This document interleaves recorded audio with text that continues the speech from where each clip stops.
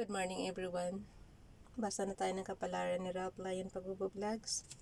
October 22, 2021. Kapwa ko Sagittarius, kopya na guys kung gusto nyo.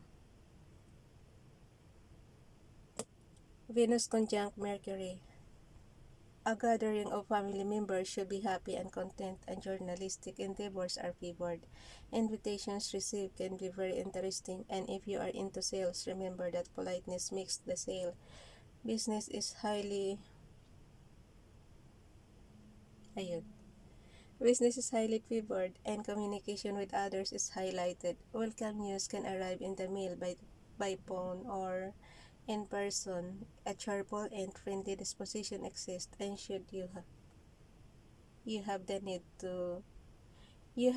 to some advertising, it is favored as well.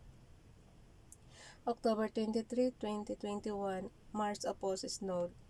Use only traditional methods in business, profession, and politics now, as any other method suit will be unpopular. Pakaiksi. October 24, 2021. Venus conjunct Mercury. A gathering of family members should be happy. Pareho. Doon sa 22. Ba't ganun guys? Kopya-kopya lang sila. October 24, 2021. Venus conjunct Mercury. Pareho siya sa 22 natin eh. A gathering of family members should be happy and content, and journalistic endeavors are favored. Invitations received can be very interesting, and if you are into sales, remember that politeness makes the sale. Business is highly favored, and communication with others is highlighted. Welcome news can arrive in the mail, by phone, or in person.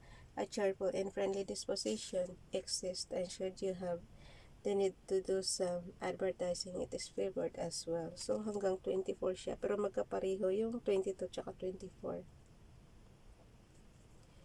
Done reading. Okay. Bye everyone. God bless.